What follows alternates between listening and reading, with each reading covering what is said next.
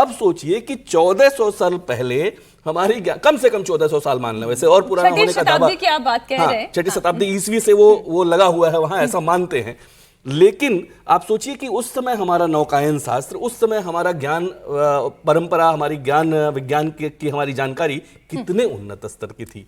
बिल्कुल ठीक आप कह रहे हैं। ये तस्वीरें आपको बता दें, प्रधानमंत्री नरेंद्र मोदी को देखने के लिए लोग कितने लालायित रहते हैं, अलग अलग बैल्कनीज में खड़े होकर, छतों पर खड़े होकर, फिर वहां से झांककर प्रधानमंत्री नरेंद्र मोदी को देख रहे हैं, और वो भी किसी को निराश नहीं करते, हाथ हिलाते हुए उनका भी अभिवादन स्वीकार करते हैं।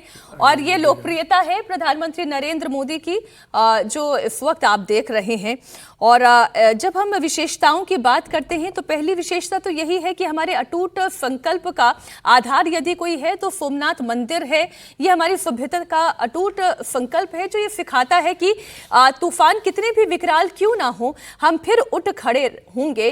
विश्वास का ये प्रतीक है कि बार बार तोड़े जाने के बावजूद कितनी भव्यता के साथ भारत की जीवंत संस्कृति को दर्शाने वाला वो मंदिर सोमनाथ मंदिर है। और आज उसके अमृत महोत्सव की तस्वीरें हमारे सामने। निर्णय हमारे साथ जुड़ चुके हैं। निर्णय, बहुत सी चर्चाएं यहाँ पर हो गई, हम आपको मिस कर रहे थे, याद कर रहे थे कि कब आप हमसे कनेक्ट हो, तो जरा तस्वीरें भी बताएं और क्या वहां चर्चाएं चलती है जब बात सोमनाथ की होती है, जब बात प्रधानमंत्री नरेंद्र मोदी की होती है।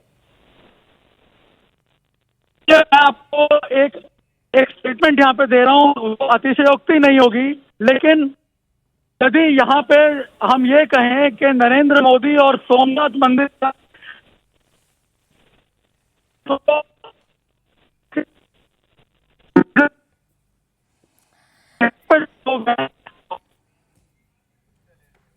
मैं दोबारा निर्णय आपके पास आऊंगी और मैं ये मजबूरी समझ सकती हूँ जब आप फील्ड पर मौजूद होते हैं एक रिपोर्टर के तौर पर, क्योंकि मैं भी फील्ड पर खूब जाती हूँ, तो मैं ये महसूस करती हूँ कि आप उसको जी रहे हैं।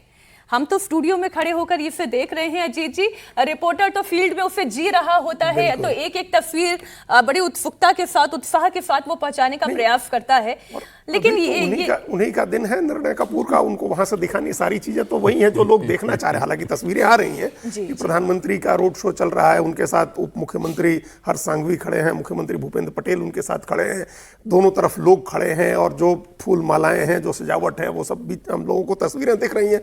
सिर्फ आवाज नहीं आ रही, आवाज आ रही होती तो निर्णय कुछ उसमें कॉन्टेक्स्ट ऐड कर रहे होते कि लोग क्या चर्चा कर रहे हैं और मिनट टू मिनट क्या प्रोग्राम है। प्रधानमंत्री अभी जाएंगे तो कहाँ, पहले एक तो उन्होंने कहा कि हमीर जी गोहिल की प्रतिमा पर माल्यार्पण करेंगे, उसके बाद मंदिर के अंदर जाएंगे जहां वो महापूजा करेंगे, फिर वो रुद्रपाठ हो सकता है, वो रुद्रपाठ चल रहे हों, फिर वो 11 पवित्र नदियों का जो जल ले आया गया है उससे 90 फीट की ऊंचाई पर वो कुंभाभिषेक होगा। तो ये सब अगर वहां से वो डायरेक्टली बता रहे होते, तस्वीरें आ रही हैं, मैं ये महसूस कर सकती हूँ, और इसलिए हम प्रयास भी कर रहे हैं कि वहां से हमारा डायरेक्ट कांटेक्ट जो एक बार फिर से हमारे सहयोगी निर्णय के साथ स्थापित हो जाए।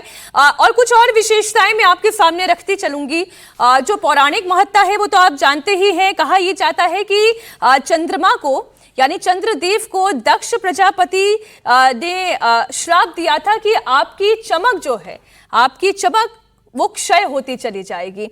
तो फिर चंद्रमा ने भगवान शिव की तपस्या की थी, और ऐसी घोर तपस्या उन्होंने की थी कि भगवान शिव का उन्हें आशीर्वाद हुआ और उन्होंने इस श्राप से मुक्ति पाई। इसलिए इस जगह का नाम सोमनाथ मंदिर पड़ गया। और ऐतिहासिक प्रतीकों के बारे में तो लगातार यहाँ चर्चा चल ही रही है। 17 बार इस मंदिर को तोड़ा गया, मुस्लिम आक्रांताओं के द्वारा, तुर्क आक्रांताओं के द्वारा, अलग अलग समय पर। खास तौर पर जो सबसे भयंकर टूट यहाँ पर हुई थी, जिसका आप ये 15वीं बार, कौन सी आपके वो हमला बताते हैं, वो जो महमूद गजनवी का 1026 का, जिसके 1000 1026 में जो 15वां हमला हुआ था, ऐसा कहते हैं था। अच्छा, कि वो 15वां हमला था। लेकिन अब ये वो कई चीजें ऐसी हैं जो मिथक की तरह जुड़ती चली गई हैं। लेकिन वहां से फिर वापस इसका पुनर्निर्माण हुआ। अब ये तस्वीरें आप देख रहे हैं, उसमें ओम जी बताएंगे कि वो 15वां था या क्या वो। अनुमति मीनाक्षी जी दें तो समय है हमारे पास, थोड़ा सा मैं एक चीज और जोड़ दूं, ये अभी कहाँ पुष्पांजलि अर्पित कर रहे हैं? ये थोड़ा सा वही सरदार पटेल हैं, ये तो हमको लगता है कि सरदार सरदार पटेल पटेल की प्रतिमा अभी पर हमीर गोहिल जी की तो पूरी पुष्पांजलि प्रतिमा है, ये तो जी, सरदार जी। पटेल की मूर्ति लगी हुई है। तो बहुत अच्छा वो आपने उठाया, जो पौराणिक संदर्भ है उसका, जो स्कंद पुराण के प्रभास खंड में हमको मिलता है कि दक्ष प्रजापति की 27 पुत्रियां, बड़ी सांकेतिक कथा है, 27 नक्षत्र होते हैं हमारे, 27 पुत्रियों से विवाह हुआ चंद्रमा का, 27 नक्षत्रों के नाम है वो सब, और उसमें रोहिणी के साथ ही केवल वो आसक्त थे, केवल प्रेम रोहिणी को करते थे। तो बाकी 26 पुत्रियों ने दक्ष प्रजापति से उसकी शिकायत की कि चंद्रमा हमारा ध्यान ही नहीं रखते, आपने हम सबको बांध तो दिया है उनके साथ लेकिन हमारा ध्यान रखते नहीं।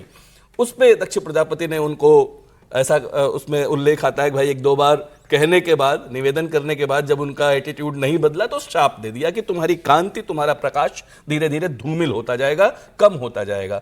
और उसी के बाद फिर जब उनकी, और उससे पूरा जो वैश्विक तंत्र है, जो पूरी सृष्टि का तंत्र है, वो गड़बड़ होने लगा, वो खराब होने लगा। तो उन्होंने फिर आराधना की भगवान सोमनाथ की, भगवान शिव की, एक शिवलिंग स्थापित करके, और उसके बाद भगवान शिव ने उनको फिर से एक तरह से ये अपने उस कांति को रिगेन करने का, पुनः प्राप्त करने का आशीर्वाद दिया।